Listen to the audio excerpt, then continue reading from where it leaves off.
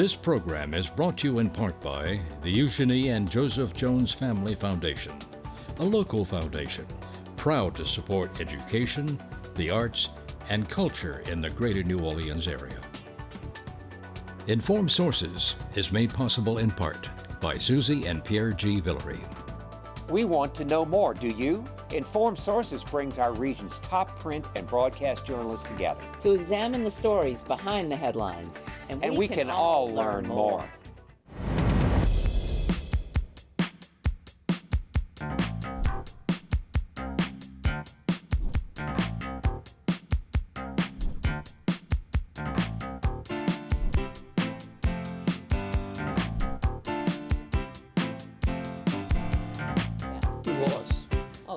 Hello, I'm Marcia Cavanaugh. Thanks so much for joining us.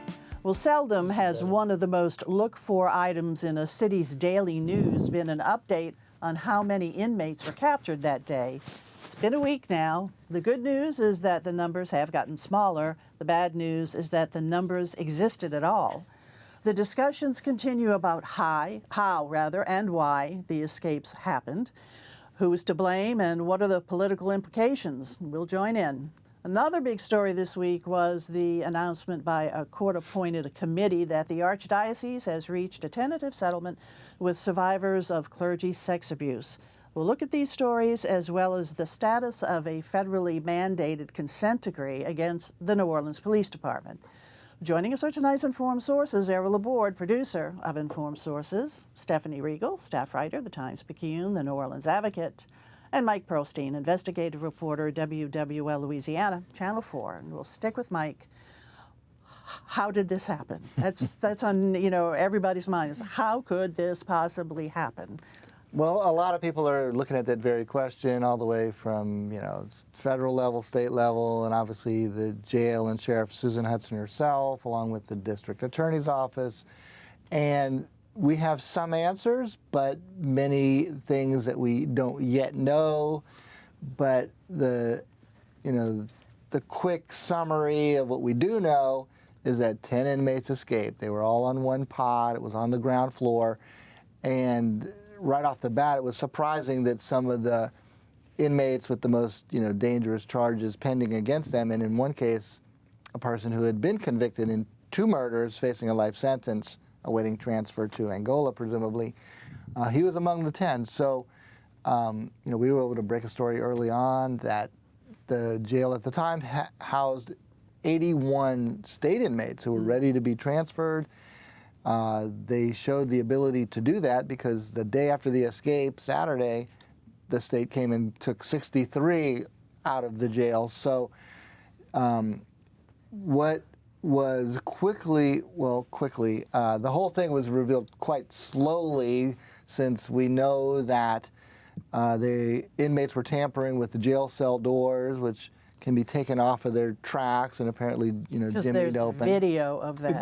We saw it happen, yeah. Is there any idea who the ringleader was? Usually there's one person that starts to show. There's some speculation. It's really, not a clear picture just yet.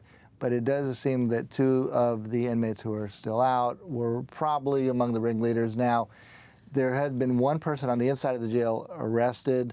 Sterling Williams was a maintenance man who is accused of turning off the water to the toilet sink fixture in that handicapped cell, where they were able to remove the toilet, go through a hole in the wall, cut some rebar apparently, and make their escape.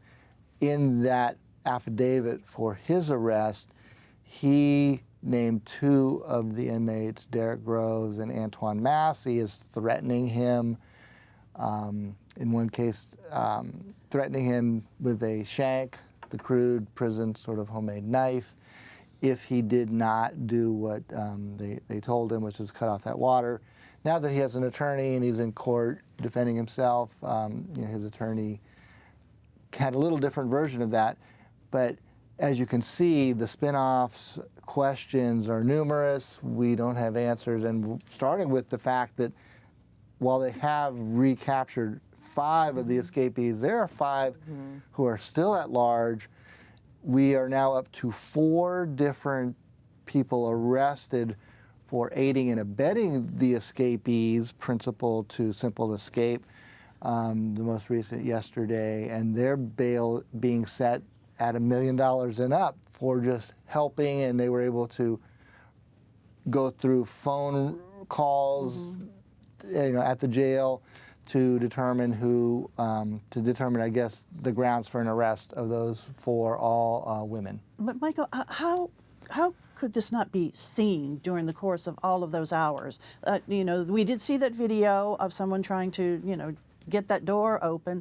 How did nobody in the jail, anyone in the jail, how was this not seen? How was this not heard? Right, and we have some partial answers, and the sheriff did come out in a couple different press conferences. During the course of that first day, we heard from a lot of people, sheriff herself and then others, critical of, the jail operations that even allowed this to happen.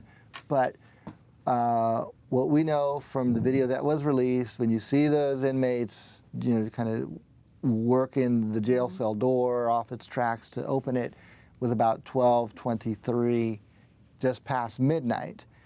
The actual escape is pegged at 1 a.m. because they've now pulled up the video of the 10 inmates all barreling really out of the building onto a loading dock. Yeah, which we've all seen on local news, national news, international news, everywhere. I'm getting calls from, Media media outlets around the world on this. You don't notice about the video. It's a short video. It's only like 10 guys running out, okay?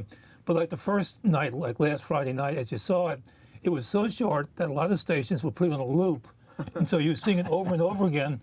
So like 30 people were escaping. Yeah, I think 10's a lot. And as a matter of fact, 10 is a lot. We checked for jail escapes and other states and cities. Never seen and anything like this. Not 10. You get an escape, maybe 2, 3 at the most. So what's the but protocol? Not 10. What's the protocol for checking during the course of a night? I mean, does anybody check to see if everybody's in their So cell? what we did hear from the sheriff was that, first of all, they have kind of a control center for each pod that houses 60 inmates, and this was a pod, and that was unmanned. So they just don't have the number of deputies to sit on each pod. And, there are 4 pods per floor, going up 6 stories. So, 24 pods, 60 inmates, and they just don't have the deputies to cover that. Now, there's kind of a big monitor room where there's a civilian monitor who's able to look at all of the video cameras that look into each pod. The sheriff said that person left to get something to eat. So all of this was visible on the internal cameras inside the jail. We've seen video obviously of the inmate jimmying the door. But apparently at the time that was happening, there was nobody watching the cameras. And that led to this more than 8-hour delay in even the sheriff's office knowing that they were missing 10 inmates. Still so many questions, though. Right. It's just like, this is unconscionable, And- incompetence on so many levels. Yeah, and And by the way, carving a hole in the door, I mean, how does that happen? In the wall? And the rebar? Like, how does that happen? yes, there are still, those are among the unanswered questions. But I think it takes a really sharp and maybe an electric tool to cut through heavy rebar that's now behind the wall that allowed them to continue to get through the hole. And in kind of classic New Orleans dark humor fashion, we did see pictures of the hole itself, and it had "Too Easy" LOL scrawled across the top, misspelled "to" as T-O. yeah. But it wouldn't be New Orleans, big dramatic news story without at least a little dark twist, and that was one of the things that jumped out right away. That there's a T-shirt that's been made. I'm sure there is. I think there's betting lines on already too. So I mean, there was this. Nobody, knew this has happened for hours, and then we weren't told about it having happened for hours more. So another, people were in danger. Yeah, another thing, witnesses, prosecutors are fearing for their safety. Another thing that was listed as a really fundamental, failure was the fact that this wasn't discovered for 8 hours for the variety of reasons that have been explained. But even then, they are saying that they finally did a head count at 8:30, determined that 10 inmates had escaped. And even then, the New Orleans Police Chief, Ann Kirkpatrick, said she didn't hear from anything from anybody until around 10 o'clock.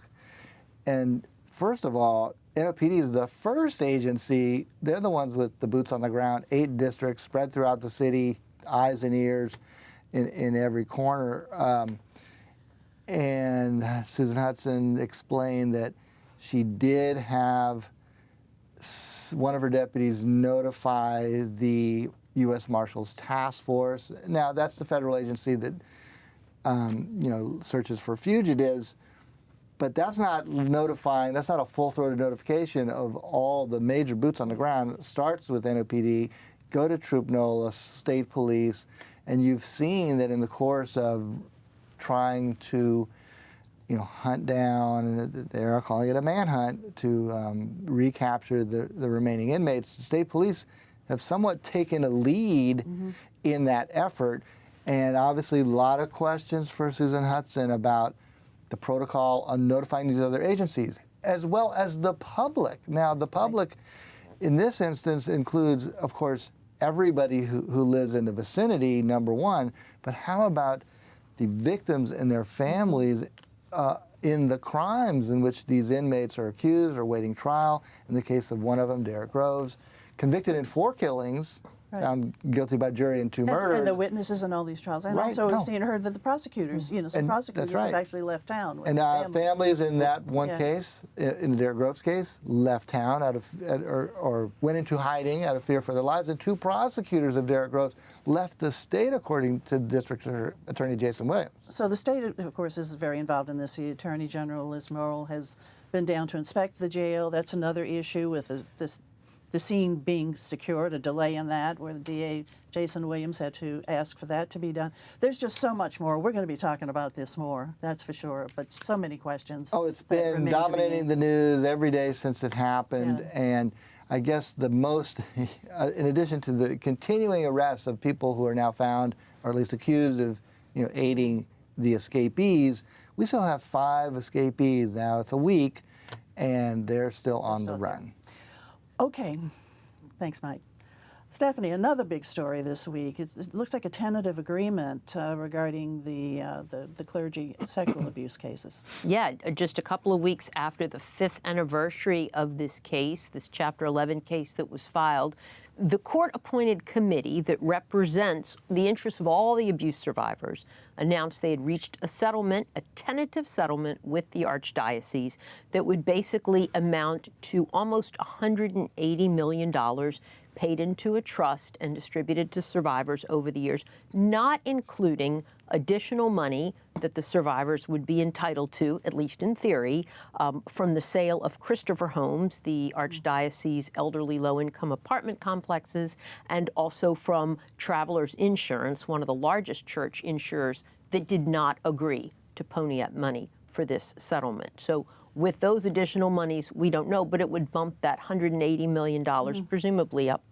considerably for survivors. So this was seen as a very significant milestone in a case. In this case, in any bankruptcy case like this, it's the first step towards working out a reorganization plan, but it's only a step. And the court-appointed committee that I referred to, and that sounds like a big mouthful and your eyes glaze over, but I mean, this is the group of survivors. There are like 4 of them on the committee, and their attorneys, 2 high-priced law firms, a plaintiff law firm out of California that specializes in this and is one of the best in the country, and a local bankruptcy law firm that is very well-respected bankrupt, and they have been negotiating to represent what they feel is the best interest of the survivors. You might recall last fall, they proposed a settlement of $1 billion.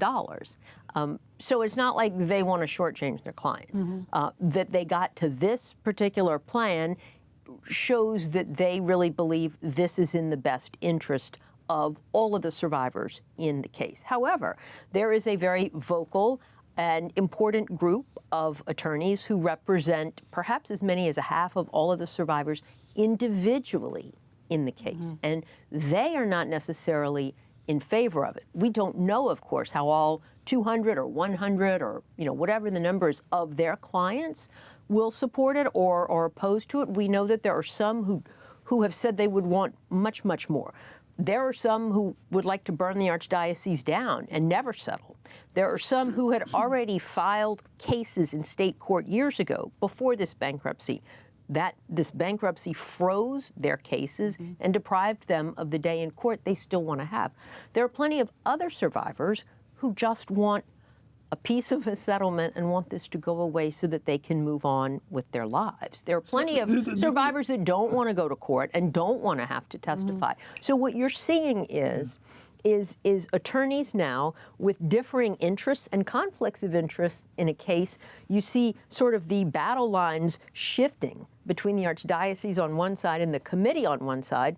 They had competing plans last year that were like, $800 million apart. Now they've come together and said, we think we can move forward and propose a settlement. And you have other groups of attorneys now that are fighting within the plaintiff lawyers. So it's going to be interesting to see how that all shakes out in the weeks and months to come. Didn't your article say that they talked about settlements around 300,000?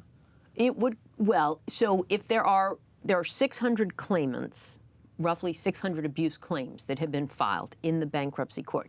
If you took 180 and divided it by 600, it would come to almost that, per person. Bankruptcy settlements are not divided evenly. In a case like this, claimant amounts will be determined based on sort of a number of criteria that will be tabulated by a trustee, and you'll get a certain number of points depending on what kind of abuse you suffered, how long you suffered it for, what kind of, prolonged trauma you've had as a result of it. So a really heinous case will get more, and somebody who was maybe, less seriously abused would get less. So someone agrees to this, but then they don't like the settlement that they're being given. Do they have any recourse at all, or that's what they have to take? Well, if the plan is confirmed, that's the plan. And the Archdiocese would be shielded from any future lawsuits. So no, nobody could sue the Archdiocese. Under the terms of this plan, which is modeled after a plan that has been recently confirmed in another very contentious long-running church bankruptcy, Rockville Center, which is Long Island, New York, the parishes would also file bankruptcy. That sounds scary if you're sitting at home maybe, but these mini bankruptcies would be sort of, as described at least and as it worked in Rockville Center, a prepackaged bankruptcy. It would last only 24 or 48 hours, but it would basically set a deadline by which survivors that had allegations against St. James Parish, St. John Parish, St. Mary Parish would be able to file a claim and ultimately share in the settlement, if they haven't already done so. In return, these parishes would be shielded from future lawsuits. And they also would have to contribute an amount. Archbishop Amon said last year, maybe it was 2 years ago, that parishes would ultimately probably have to contribute something to the settlement. We're not sure where that money will come from or what that would look like. In the Rockville Center case, some parishes had to put up 6 figures or more. Other parishes had extra money in, a trust or something like that. And you can see how this is going to be pretty difficult simply because not only is it a class, and class actions are always difficult, so many of the claimants are just in very different, Different postures, places. different levels of abuse claims, Exactly. different amounts of time, Yep. in some cases many, many decades. As we know, some of these claims did not surface until more recently as their memories got refreshed, and that really makes it it's very highly difficult. emotional on whether an individual claimant is willing to settle. Sure. And there are, like I said, there are some claimants, maybe many claimants, who really would like to fight this out in court, who want to talk about it, who want to advocate for abuse survivors. There are others who want this to go away, but they're still entitled to, to a share of the settlement.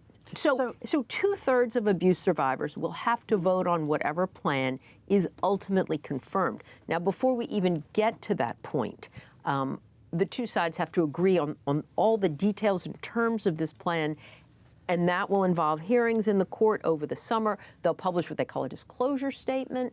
And then if the judge approves the disclosure statement, that will go out. That will go to you, Errol. That'll go to you, Mike. That's what the survivors see.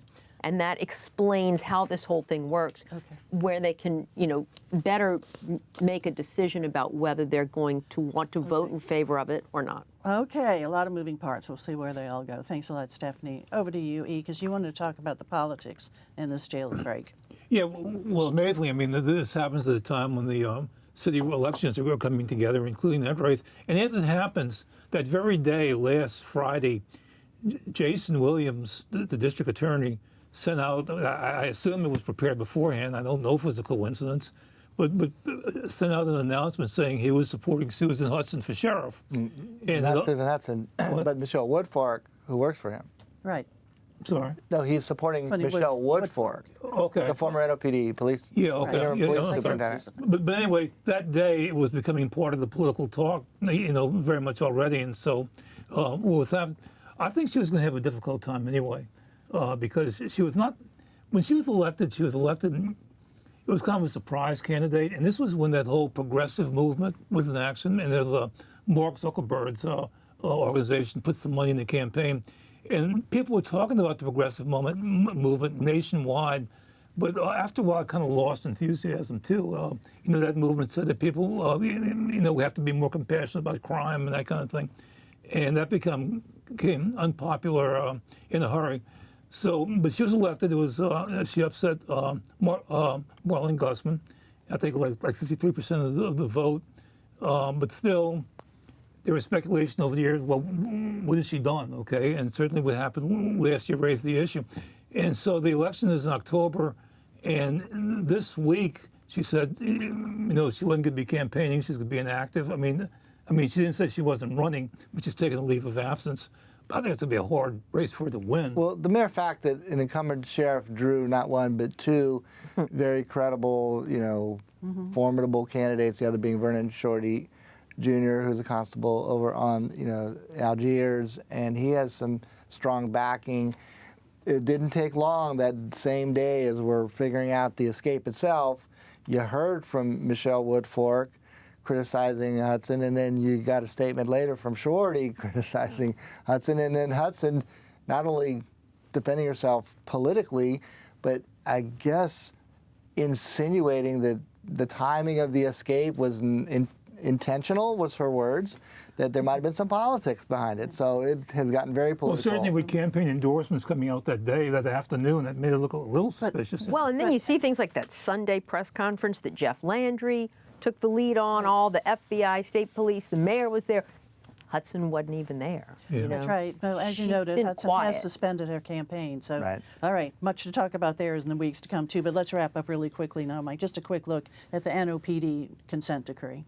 Yeah, well, this is a story I was able to break a couple weeks ago, and it was quite a surprise and very well hidden that at the same time the city is celebrating the judge's approval of a 2-year off-ramp called the sustainment plan, that the city also, separately from the main consent decree lawsuit, filed to end the consent decree immediately. No, ongoing sustainment period. And it looks like they were, I guess, enabled to some extent by the change in the White House, where President Trump has indicated he wants an end, or at least a wind down, of all existing consent decrees, federal overreach into local affairs, and the city, which in the past had filed to end the consent decree, that got put on the back burner while they entered its sustainment plan. The city said, nope, despite our signing off on sustainment plan in 2 years, we want to jump back in, revive our appeal, end it immediately. That is now pending before the Fifth Circuit Court of Appeal. Interesting. So just when you thought the final chapter was laid out for 2 years, and we're 6 months, almost 6 months into the 2-year sustainment, the city says, nope, we want to end it immediately. And now they're in the very conservative Fifth Circuit Court of Appeal. There's been the blessings from the White House to end all consent decrees. And this was the significant finding that I was able to put in my story. The 6 attorneys from the Department of Justice, including the lead attorney who physically showed up in New Orleans for court hearings, they're all not only removed from the case, but they're out of government. They are no longer with the DOJ, and they were replaced by a new appointee of the current administration to, I guess, apparently, go with the administration's wishes, which is to end consent decrees. So that is very much in limbo now in the Fifth Circuit. Okay, and then of course there's a consent decree with the jail too. So what's going to be happening with that, you think? An indicator of just how seriously this escape is being taken, that the federal judge, Lance Afric, who oversees the jail consent decrees, which is separate from the NOPD, he held an emergency meeting the first available day, Monday after the escape, brought in all the parties, including the sheriff. That consent decree was already having difficulty. Afric's last ruling was that there was backsliding in meeting their constitutionally mandated reforms. Now, with this escape and all of the things that we're now learning about underpay, understaffed, nobody manning pods, a prison knife apparently used to threaten, allegedly, a maintenance man who is now arrested for aiding. That raises a lot of questions for a federal judge overseeing a jail consent decree. Definitely a lot of questions. All right, and it's also now time for us to go roundtable other stories. E? I just want to mention that this week Jay Batt died, who was part of one of the most colorful families in New Orleans history, going back to his grandfather who founded the Pontchartrain Beach Amusement Park, and his uncle and his dad who ran it in later retirement. And then he was an entrepreneur and a businessman. He served on the council from 2002 to 2006, which in the whole history of the council was probably the worst 4 years to serve, because they got Katrina. They got involved in that, and his district had part of the lakefront area and all of that. And so he served one term, but he was an affable guy. He was very active in business and Republican politics, and he died suddenly last week, and so it was pretty much of a shock. Yeah, very much a shock, and certainly our condolences to the Batt family. Stephanie, over to you. We found out yesterday that major WrestleMania, which may not mean anything to you, but it was expected to be a major draw in April of next year, something that along the lines of a Super Bowl-sized crowds to the city pulled out at the last minute with no explanation. Right. So it's a blow to a city that relies heavily on those kind of events. Right, it really is. Mike, quickly to you. Okay, and a story that I was able to dive into this week, it started with no connection to the jail escape.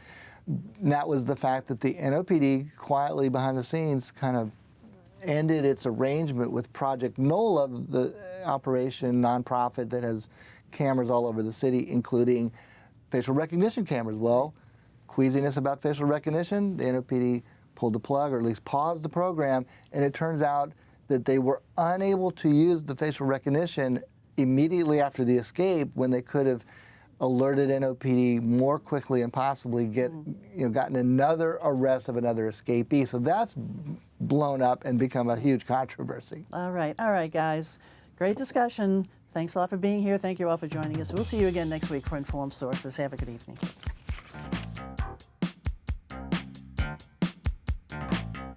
Informed Sources is made possible in part by Susie and Pierre G. Villery. From Masterpiece to Nova, Antiques Roadshow to Agatha Christie. And of course, stepping out and Informed Sources. We are pleased to support public television. It's been our passion. For a lifetime. This program is brought to you in part by the Eugenie and Joseph Jones Family Foundation, a local foundation proud to support education, the arts, and culture in the greater New Orleans area.